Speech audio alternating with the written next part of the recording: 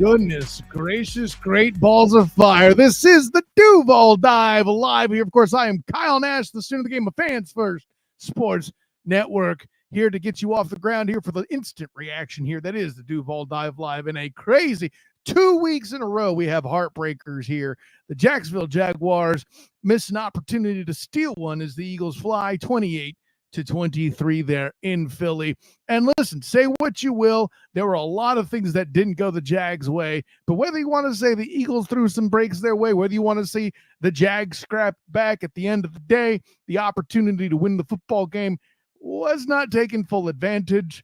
And, who's to blame or what went well or any of that, we'll certainly get into all of that. But first, I would be remiss if I did not bring in my own card-carrying member of the Duval Devout, my personal champion, and somebody probably wishes he has this team makes me drink shirt, Travis D. Holmes, Big Cat Country. What's going on, my man? It's going. It's going. I don't know. I don't even know what to say to that game. And my emotions been all over the place. Whether, we went from 22-0, blowout, this team absolutely is making me drink, to we have a true ball game all of a sudden, to this team's making me do a lot more than drink, and I can't say it online because I ain't trying to get arrested. Like, we are there. Like, this is a wild cardiac cat type of game, man. But let's get into it. Yeah, well, first of all, and you mentioned the 22-point deficit at one point there in the third quarter, and I get it. There's reasons to stress at that, but I have to be honest. Considering the first half went the way that it did, 16-0 didn't seem so bad. And I mentioned that part of the good here in the good, the bad, and the spotty, my weekly piece there on Fans First Sports Network, I mentioned that part of the good is, despite the fact that 21 and a half minutes of football was possession by the Eagles, them walking away 16-0 might actually be a plus, right? Consider everything that happened in that first half, Travis. Was the defense giving up points? I mean, technically, yes, but how did those happen, right? We got Trammell that's in there returning kicks.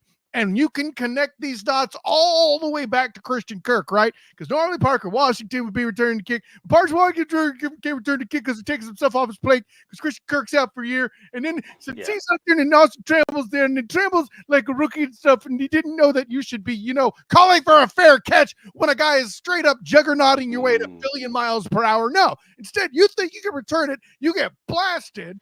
And then fumble the ball to make Saquon Barkley look. I mean, that's basically all the machinations. I mean, yes, this is a guy who was called up from the practice squad, but at the same time, this is also the same guy who took 95% of the punt returns in the preseason. Like legitimately, to the point where I had to ask Heath Farwell, like, hey, what's your status on, who's going to be returning punts? If he makes the active roster, will he be your actual punt returner? Because he got that many reps in the preseason. So I don't then want to say, hey, man, he should have called a fair catch. Nah, man, if you think you got it, do it. But you better not screw it up. You screwed it up on the first one, bro. It was. Right. Like, if it works, it's great. If it don't work, hell no. And that's just what happened. Here's and I hear what you're saying. That's a fine defense. Here's why I'm not with you on that. The next play, he thought he could juke a dude. Didn't fumble the ball this time, still got jacked up. So, I mean, what are we doing here? I mean, I hear you, bro, but that's exactly how I felt with Parker Washington early on when he was starting new punt returns, even last year. I was like, ooh, every time I got nervous every time he touched that ball. It was a little tight booty cheeks. So I'm just saying, like, that's real. So it is what it is. It happened. Yes, Trammell, I'm sorry, bro. But we gotta get better with that. You're only gonna get this many opportunities, especially being moved up from the practice squad. And I'm always gonna root for the underdog, man. But you can't do that, man. Like that's starting. You putting your team off in a hole. You ain't gonna get that many more opportunities. And he came back later with a nice little catch, towards the end of the game, and then 3 minute drill. But that's correct. He did set up the team with an opportunity to win the game. More on that later, as we like to say here in these streets or these streams, I should say. But, the next thing I wanted to go to then, that same concept, right? There's 7 of the 14 points off of turnovers in the first half. Then Travis Etienne, doing his best 2023 Tank Bigsby impression, has the ball in his hands, loses. I said what I said, Travis D. Holmes.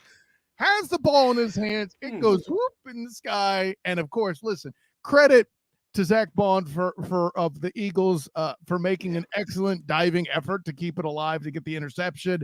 But again, Another situation set up. Hell, the defense, I mean, at some point we have to address how solid the Jags defensive front was against the brotherly shove, the quarterback sneak. We don't use push on this show. That's some damn country line dance. Okay. No. Right. So, uh, so with all of that, I mean, you got to give credit there. They prevented a 2-point conversion attempt, stopping the brotherly shove. They stopped a 4th down. And I think that success intimidated them to making what I would call a questionable play call, where they showed that, and then they ended up passing the ball. Credit to Devin Lloyd for keeping his feet, staying at home. And I noticed he made a swipe at Jalen Hurts, the Eagles quarterback, without hitting his head, so he didn't get the penalty, but something to let him know he was there that ended up to get that, that kind of scared him, I think, to be like deciding to throw it away finally. Yeah. I mean, what this group did in the trenches against the QB sneak, against the brotherly shove, was impressive. I don't know that we've seen a team lately do anything like this, yet somehow or another, the rest of the time, Saquon Barkley's able to drive a damn truck through the middle of it. I don't get it. But they're good at one very specific type of run. We're good at stopping. The other types of runs, not so much. Maybe that's just the problem. We're just very good at one really specific type of thing. Like I don't know, man. That's they all like Little John because they like get low. I see my knees aren't good enough to try to do that dance in this chair. That's not going to go well. My buckle tears ACL on the podcast. I got you. I can come back to that. I've got to have a comeback for you and your injury history, but I'm not going to do that to you on the air. Where I'm going. No, I got you, bro. Does he talk about that? Man. It is what it is. And this is weird because I actually took the time to join a Twitter space during the halftime, just because the notification. Yeah, that's just how pissed off I was. I wanted to hear how pissed off everybody else was at the half. Again, when the team being down, if you're talking, 16-0 at the half, and then ended up going, 22-0 at one point early in the third. It was rough. I mean, it just truly was rough, man. Like the Jaguars had like 31 total yards at the half. Getting dominated in time of possession. Not had 1 first down. Like again, this is not what you want to see. And then immediately they start running up tempo, running hurry up offense, like we knew it would. All of a sudden, they're doing better because they're not running the Peterson offense. They're not running the Taylor offense. They're basically running the Trevor Lawrence offense. They're running the 3 plays, 4 plays, 5 plays he has in his pocket at the line of scrimmage and just kind of moving his thing along. And that is a massive indictment on the scheme. It is, and it has been since 2022. And the fact that all of these things run amok, all these things just kind of crumble, like one of them dirt rocks you see outside that you think is a rock and you throw it at the wall and all of a sudden that's the Jacksonville Jaguars roster anytime they lose one of their starters. Like it is simply an indictment on Trent Baalke, that this thing falls apart every time you lose someone as a starter. You lose Christian Kirk, the passing game goes to crap. You lose Tyson Campbell, your DB core goes to crap. Like you lose one guy, and this is a team that's just basically duct taped and band-aid together, bro. And you can't lose one guy and it just be like, oh, season's over. If that's what it is, bro, then that was a very bad roster construction. That was bad management. You are not good at your job. You should probably do something else. Like, I don't know. I mean, he already ruined one other team in the 49ers, but we don't have to bring that up again. Sorry. But yeah, see, listen, that's the thing. With all the points caused by turnovers, I have to tell you, and again, technically I'm not an official member of the Duval Devout in proper form. I just covered the team, but I didn't feel like this game was out of hand the same way you did at 16-0, 22-0.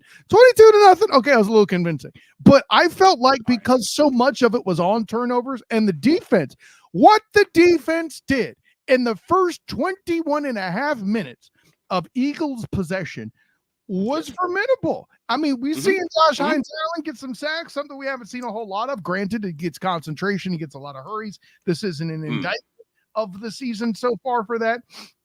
But yeah, I'm going to piss people off. I'm going to piss people off with my opinion of this game, and I don't care. Because it's honestly how I felt. It's how I felt when I watched it, and this is kind of still how I feel. And I'm 99% sure I'm going to feel the exact same way when I rewatch it at whatever time, 4 o'clock in the morning tomorrow. This game, the Jacksonville Jaguars were the New England Patriots. Like this game, when the Jacksonville Jaguars played the New England Patriots, you knew walking into the game, you were the better team walking onto the field. You knew if you don't screw up, you're probably going to be fine. If you just take the basic points, if you just play basic NFL football, you're going to walk out of this game likely winning by double-digit points. You knew that walking into the stadium, getting off the bus. The Jacksonville Jaguars were the New England Patriots in this game. And unfortunately, the Nick Sirianni's, the Philadelphia Eagles, they left so many damn points on the board to allow this game to be significantly closer than it needed to be, because it was basically a clinic on who can be the worst coach. Like it was like Doug and Nick just trying to one up each other, and I'm just like, one of you was incompetent, and and the other one of you was dumb. Like this is obviously not working out. Like that's just being keeping it 100 with you. So I say all that to say, if Nick just takes those field goals, I mean, we're talking about 16 and 22-0. I mean, it's realistically 31-0 already. And just taking points, just playing, and they still kind of did that, rushing the ball as much as they rushed it, just trying to play basic NFL football. Right. That's all I'm getting at. Is the fact that they still played stupid in spite of that and made this a game that it shouldn't have been. Because if this game's 31-0 at one point in the game, we're packing it up at the end of the third quarter. Like Right. Jaguar fans, Jaguar players, etc. So that's what I mean to say is this was actually a bad coaching clinic. Oh, but you ain't even done. The one time he shouldn't take a field goal, he tries a 58-yarder instead of punting them deep when they have no timeouts after the 2-minute warning. With the kicker that has not made a kick that long, or his last few have been missed. You are absolutely correct. Again, he was too smart for your own good. So like it's two coaches who have Super Bowls who are both seemingly bad at this thing, and I don't understand it. Well, and again, in the case of Doug Peterson, where it actually stands out, again, I don't think he's used to life without Lade Johnson, Jason Peters, and Jason Kelsey. I think that's the fact. And Frank Wright. And okay, great call. With Sirianni, I don't think he knows how to handle life without Shane Steichen. We're still back to that day and age. And Saquon Barkley is hiding an awful lot of bad play calling. I'm just throwing that out there as well. And speaking of Saquon, let me get in. We got some good comments coming in here. Say the question: how does Brian Thomas Jr. have 2 catches tonight? That's what the. Well, hold on. I really want to see the all 22 just to verify that they weren't rolling coverage, but I have a feeling that they weren't. And if that's truly the case, I am at a loss on how he only had the one target he had. And well, let me get the other comment in because it kind of goes together. Absolutely amazes me how a practice squad player, 4-string wide receiver, and 5th-string wide receiver get more targets and plays designed for them. Than our wide receiver. Interesting, they're declaring BTJ wide receiver 1. By the way, I agree with them. It's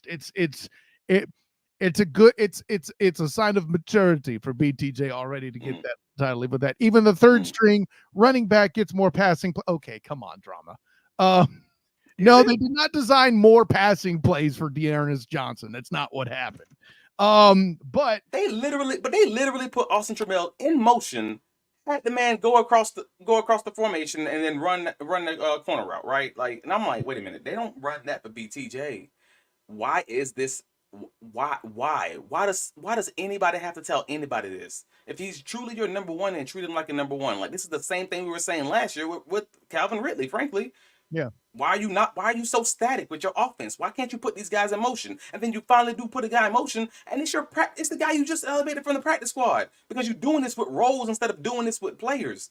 Play your best players and draw plays for your best players. This is football 101. Why are you explaining this to an NFL coach? But Ridley, I don't think is a good comparison because BTJ's shown he can do these other things in these other routes. Ridley, we weren't as sure about it. And not to mention, there's the issue of him catching the football in the right moments. Well, no, all I mean is Ridley struggled getting off the line of scrimmage. So if you can put something in motion to help this man get open, you do that, because NFL, that's football 101. That's the Miami Dolphins do it all the time with Tyreek. You put him in motion if you think he's going to have some trouble getting off the line. Fine, dope. This ain't hard, but we make it so hard because Jaguars. Just because Jaguars. That's it. We. It sounds like the coaching staff makes it hard. I'm gonna leave that at that. But speaking of Saquon, I have to throw the dude a little props. Like the guy makes a play, spinning and jumping backwards. He looks like he should be wearing this hat, is all I'm saying. My boy got the Mario Superstar. Yeah, man. Color. Instead of "It's a me Saquon," it should be "Here we go, spin, move, and then jump," right? I even got the right color now, right? No. Anyways, I mean, listen, I had to throw a little credit at Saquon there because that was an amazing play. And then also, simultaneously, his worst play was one that had a bit of controversy to it. And that would be the Trayvon Walker return to the house. Now, I get it.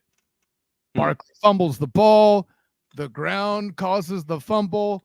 But then Ventrell Miller's hand tugs the sock. But I don't know. What's your take of that play? Because I know I have mine. I want to see if you match me. About damn time. My take on that play is about damn time.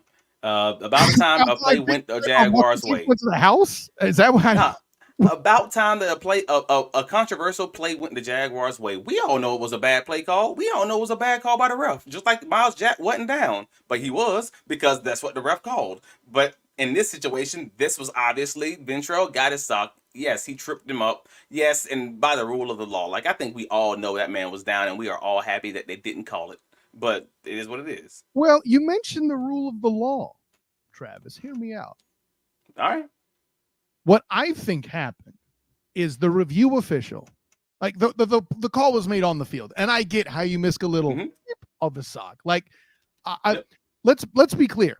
I don't know, and I don't think you can't prove beyond a reasonable doubt that Ventrell Miller's little sock snag was enough to bring somebody down. Okay. The officials reviewing it said there's no way that got him down. He tripped over his offensive lineman. That's what put him to the floor.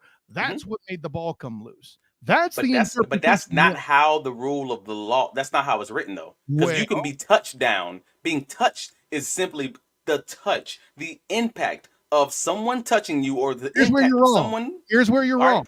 Here's where you're wrong. You got to be the last person to make that touch if you aren't the one that put him down, right?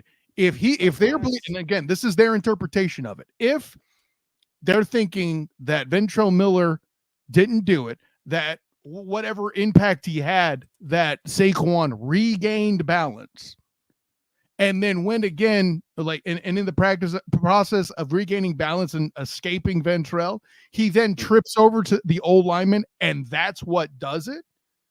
Then the last touch isn't the defender. That's not, the defender isn't connected with him being down or even in the general vicinity. And like Tiki Barber's on the TV going, well, the trickle down theory. No, it's not trickle down. The rule reads last touch. So I think they literal letter of the law. Granted, I don't know. I would have to watch it a lot of times to determine whether their interpretation actually holds water. The few times I saw it, I'm like, it doesn't really look like he's knocked off kilter. It doesn't really look like he loses balance. That's not what causes him to go down. Now, the instance you're talking about, like if I just fall on my butt and someone touches me, I'm down right there. Boom. That's all perfect. But this aspect of did the officials deem him having recovered from that stance is what makes it tricky. And you're right. Maybe they're overthinking it, interpreting it that way. I think that's just the announcers doing too much, honestly. No, the announcers was Tiki Barber going, well, there's the trickle down to where he touched it, but then if he touched it, and then they had the rules analysts come on, yeah. Well, and the rules analysts never get it right. Let me be clear, unless it's a Dean Blandino, Steglator or whatever his name is, Skeletor or whatever, and Piera are bad at their jobs. They constantly get the call wrong. So Sterator, that's his name. They're both bad at that. I don't give a damn what they say. They beyond a reasonable doubt. I got you. But for me, and again, this isn't me saying it's the right call. I see the interpretation, and it's on the table that they overanalyzed it. Yeah, fine by me. I think it was a bad call either way. I think it was a bad call. I think the right call was obviously down, and I'm happy with Jaguars finally getting something going their way, because at the end of the day, who cares? At the end of the day, the Jaguars still lost, and that's the only way we had a chance of making this thing a real game. But I already told you my opinion, and my opinion, frankly, was that the Eagles weren't trying to play their best game. They were just trying to get out of there. And had they played even remotely just smart NFL football, they still would have ended up winning by 16 plus. And yeah, they won by 5 in a game that probably shouldn't have been close if they just coached like they had an NFL coach. That's just where I am, and I'm not really as focused on Philadelphia because they'll be firing their coach however long it takes them to fire their coach. I'm really focused on the Jacksonville Jaguars and how long it's going to take us to fire ours. So with that being said, I don't know that you can blame the coach for Parker Washington trying to jump when all he had to do was keep running and catch that darn football, man. Mm-hmm. That particular play. See, and that's the thing. I know, fire somebody. I even got texts from my good friend, Eric Lopez, Black and Gold Banneret, doing all that. This looks like the day that Doug Peterson gets fired. I don't know how much I can blame Doug for these things we've talked about so far. Now, well, I mean, you're talking about play calling and the particular, hey, why are you doing this? It looks better when Trevor's on the no huddle. Obviously, that's different. These execution moments, I can't put that on Doug, right? Hey, Travis. Yeah. Not Travis Etienne, or not Travis Holmes, Travis Etienne. How about holding on to the bleeding ball? There's that. Right, so let me say this. Let me say it this way. Let me just cut through the. Let me cut across the grass to get to the point on this one. You don't fire Doug because of what happened in the second half. You fire Doug because of what happened in the first. Let me be real clear. This is a consistent issue with the Jacksonville Jaguars playing slow to come out in the first half, playing slow on your scripted plays. So the plays that you practiced all week, the plays that you have written down and you planned for a full week to say, these are the ones that's going to work. These are the ones you consistently struggle at. And the only time you have success is normally when you get off of those scripted plays and your quarterback takes the damn playbook and says, F this, I got this. I'm going to leave you alone. Like if the most success you're ever going to have is you're basically you're riding Trevor coattails. Frankly, let me just be clear about it. Like the most success you're having is when y'all go hurry up or when you go up tempo and this quarterback says, I got this, I don't need you. And if that's the best that you can offer is basically saying get out the way, then you need to get out the way in all ways. And that's what I mean to say. So the fact that you had 31 yards at the half because your offense could not get anything going because you were in the way, it solidifies to me that you need to get the hell out the way. Does that make sense? You're going full ludicrous on that. Move, Doug. Get out the way. So you think you're triggered now. No relation as I put up this comment, and I wouldn't do this if we didn't know this dude. But Jason Holmes asks, is there a reason why nobody ever blames Sunshine for any of these losses? Go. Because I watch the games.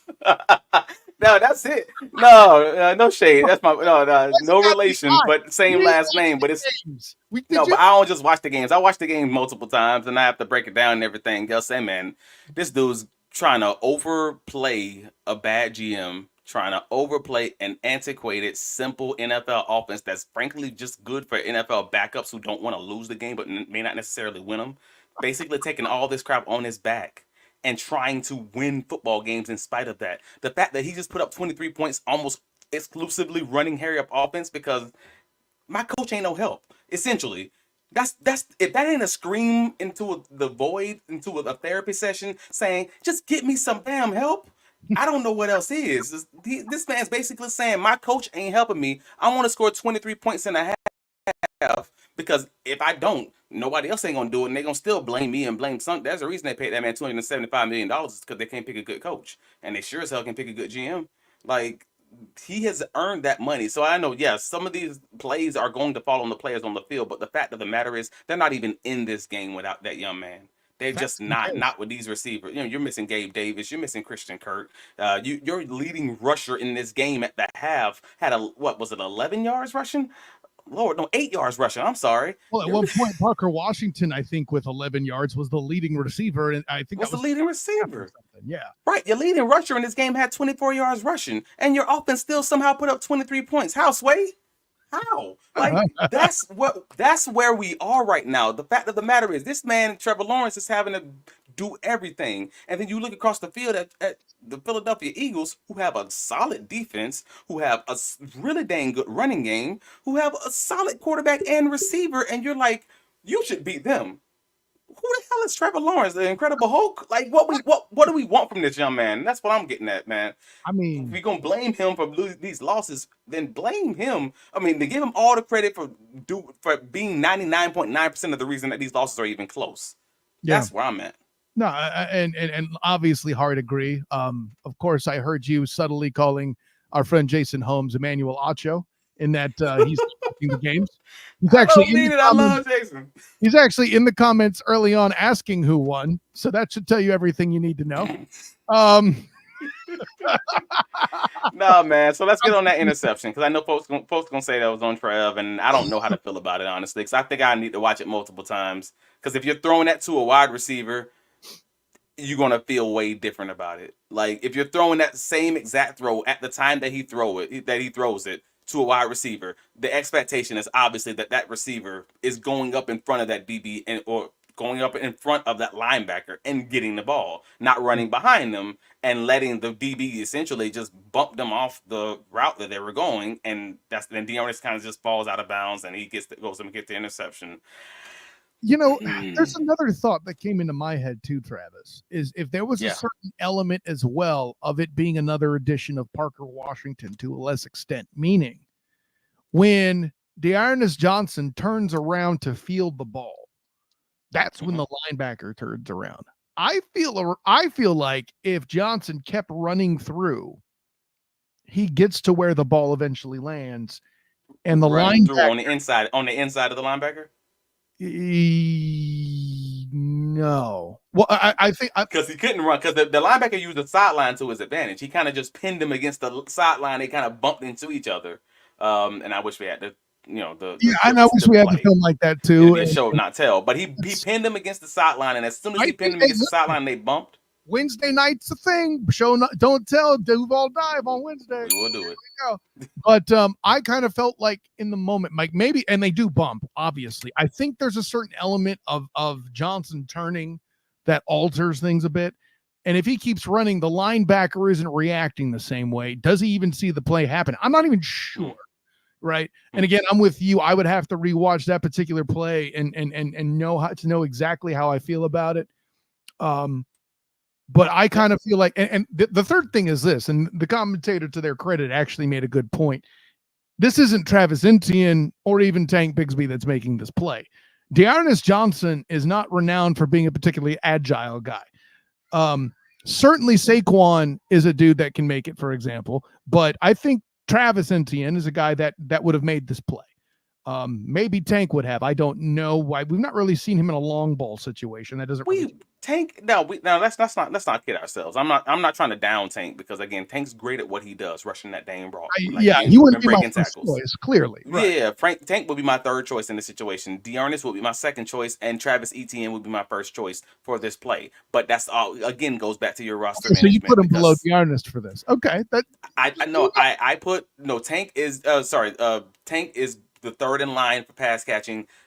Dearness is second in line, but he's the best pass blocker of the group, and Etienne is the best route runner and ball catcher of the group, and that's your problem. The fact that you have three different guys for those three different roles in an NFL that you should probably just have two guys in worst case scenario. Realistically, you'd hope to have a three down guy.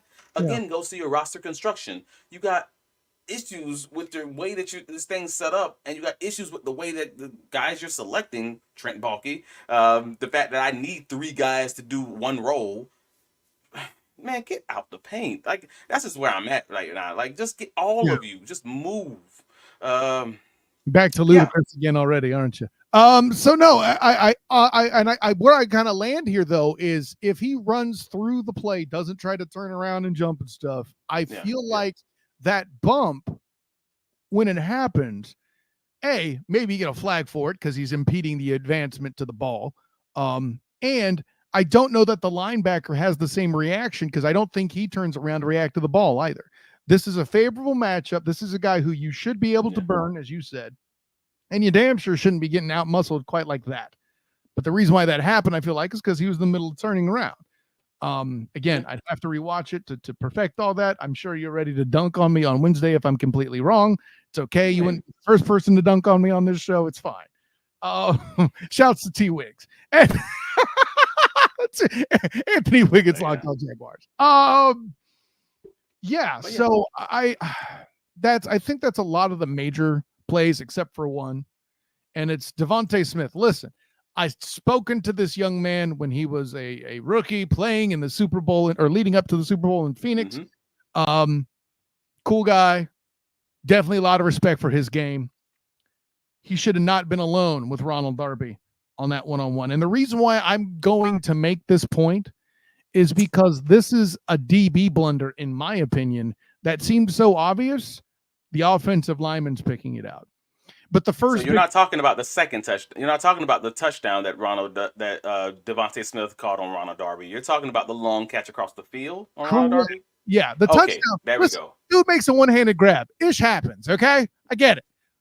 But as Devontae kind of points up and turns it into a post, I guess, starts to go across the field like you're talking about. I don't know what Cisco's reacting to, but he's paused and on breaks when he should be cutting with Smith. First of all, the time in the game that it is, they're going to this guy. A.J. Brown's hurt. I don't know if Dallas Goedert was even on the damn field, okay? There's no one else they're going to in this situation. I like Jalen Hurts. I don't think he's a Patrick Mahomes II distribute the ball around the field quarterback. Yeah. They're finding this guy. This is Nick flippin' Sirianni. These are not play call geniuses, as we established at the beginning of the show. I told you. I said this the week of the Miami Dolphins game, week 1, and it's the exact same play that the Miami Dolphins ran with Tyreek Hill, and I'll put it on Travis D. Holmes on Twitter so you can see them side by side. It's the exact same play. As soon as I saw it, I'm like, exact same play, exact same busted coverage for Cisco, and it's both times it was the exact same scenario, and everyone and their mom going to blame Ronald Darby for not being able to run across the field 40 yards with a receiver. But in reality, his safety is supposed to be his inside leverage, and his safety is nowhere to be found because he's looking at the quarterback, and he just got slow eyes. Like Cisco, I'm sorry, I'm calling a spade a spade. He's slow with reading his threats. There's nobody there, and he's 4 yards the opposite direction of where he's supposed to be, and I don't understand it. I mean, it's that bad. Like I said, I picked it up. Okay, where we at? Yeah. What we doing here, folks? By the way, the same play call, backside post route, dig route from the top. Where's my safety? I'm most wounded that my "you can't throw it long" parody can now not happen anymore. Thanks for that. Oh man. Yeah. Sincere Shaw in here. Safety took a horrible angle on that play. Yeah, 1,000,000,000%, buddy. We're on your page. Yeah, man. Looking through the comments here. A couple other points. Yeah, this is fair to point out too. Trevor was bleeding at one point in the game. I don't know if his hand hit a helmet or what, but for a moment there, I was wondering why is the camera person so focused on Trevor Lawrence's butt? Oh, that's a blood stain. Okay, yeah, on his throwing hand. I got you. Yeah, so he was trying to figure it out. Understood. Listen, this is a pro Trevor podcast, and I believe that you are adding more ammunition to the point we're making, where Jason Holmes earlier did his best to Manuel Otto. Shouts Holmes with me. Shouts Jason. We're playing, man. We love you, dog. And then I think this is Sincere Shaw defending Coach a bit. I guess he muffed a punt and let Parker run for 200 yards. Yeah. He is the one that got to work on his. Yeah, Travis got to work on his form tackling, man, for real. Yeah, exactly. Yeah, for sure. Man, listen, I know where to take that too. And again, as the non-Jack fan in the room, the Eagles gave you opportunities, and unfortunately, ultimately, you didn't take the final one that you were offered. I mean, not for nothing, I did not have this game scoring this high. I will grant you. But the things I pointed out in my keys to the game, few of those beasts happened. The only thing that didn't was the lottery ticket play to Brian Thomas Jr. But let's be honest, I call for that every week. Yeah, but I was just wild that we didn't give him the amount of the leading target getter on the Jacksonville Jaguars was Evan Ingram. That's not bad. I mean, 10 targets, but to start the game off 0 for 3, like no catches on his first 3 targets already let you know it's going to be a rough start to the day.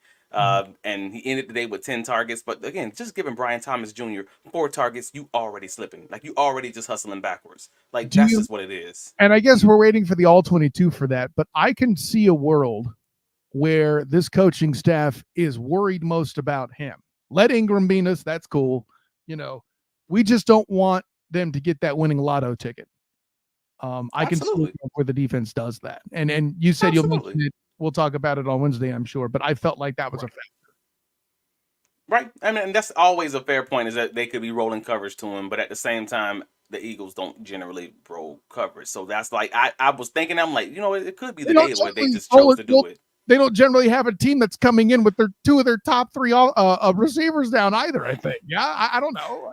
Also a good point. And again, just pack it up. Bring the tractor trailers in. Turn this place into a parking lot. Like, are you already writing your Christmas card to Travis Hunter? Ooh. No. We're not there yet. Not yet. Not yet. Give me a week. Let's see what Shot does this week. I don't know. Fair enough. I think that'll make for a fine wrap-up point here for the Duval Dive Instant Reaction here. Excellent interaction from the commenters here. And well, Travis, I know you're in pain here. Somebody here, by the way, did like your dirt cloud analogy with The Rock. Shouts to John G. Thank you for that. And yeah, with all that being said, Travis Holmes, where can the world find you and your fine analysis of this game? Well, you can find all my writings covering the Jaguars on BigCatCountry.com. If you're watching this podcast, then, especially if you're watching it on replay, it's already up on the website. So, yeah, BigCatCountry.com, we have the recap of the game. We'll also have our takeaways from the rewatch on Monday mid-afternoon, maybe around noon or so. So definitely take a look at that. And Travis D. Holmes on Twitter. I'll post that Tyreek Hill Miami Dolphins play so you can look at it side by side against the long Devontae Smith catch from this game. So you'll see exactly what I mean, just because it drove me nuts seeing it. And I'm immediately was like, I recognize that. Oh, damn it, Cisco. Like, it's just one of those things where, yeah, when you see it, you can't unsee it. So take a look out for that. And yeah, for the most part, that's the gist of it. Let's just on to next week. Minnesota Vikings. Where can you be found, sir? Facts of the case, my friend. Listen, you got in your helicopter and flew into the Drew for that one. You had no idea where else to go. I'm just saying. No one's going to get that reference, are they? Anyways. Of course, I'm Kyle Nash, the student of the game. You can find me on Twitter, Instagram, and Threads at the SOTG. Find me on Facebook as the student of the game. Check out my writings for both the Jacksonville Jaguars and the Orlando Magic on Fans First Sports Network. Listen, man, I also cover UCF football for the Black and Gold Banneret. Let me get this straight. Got a 3-5 team. I cover for college. It's a 2-6 team in the NFL. And while the Magic were good for a bit, Paolo Banchero is hurt. It's a rough time for me, Travis T. Holmes, covering these teams, bro. All I heard was it's your fault. That's what I got from this conversation. This is all your fault. Wow. You do realize it started covering UCF in 2017 where they got the undefeated season. And it's been downhill ever since. Dane Doug Peterson. Wow. I went full Owen Wilson. You heard it on that one. Of course, like I said, my Black and Gold Banneret work covering UCF football and basketball starting on Monday, the men, and of course Tuesday, the women. You'll see me contributing there, as well as on the Night Shift podcast. I also do the Night Shift live there too for instant reactions to UCF football. Make sure you check all of that on the Black and Gold Banneret YouTube channel or podcast. And of course, our work, Duval Dive on Wednesday, 7:30 p.m. And then also the Student Game podcast, 9 p.m. Eastern. We're doing mid-season awards for the NFL. Me and my guy, Mikey, the Bernier of Huddle Up Pink. It's a pretty good week coming up here, Travis. I'm just going to throw all that out there. So make sure you look for all of that. So yeah, fun times all the way around. I don't care if it's 2-6. You know what you'll be? 8-0 with laughs, baby. Whoa. I that's the best I could come up with, man. I'm trying to lift these people up a little bit. Anyways, thanks, of course, to all the interaction in the comments out there in the Twitterverse, YouTube, Facebook, and all of the above. And by the way, if you do miss this, you want to catch it on demand via podcast, take it with you in the car, whatever, make sure you check out any of your podcatchers that are powered by the Fans First Sports Network. So, for my good friend, my personal champion, Travis C. Holmes, is Kyle Nash, the student of the game. Until next time, everyone, class dismissed.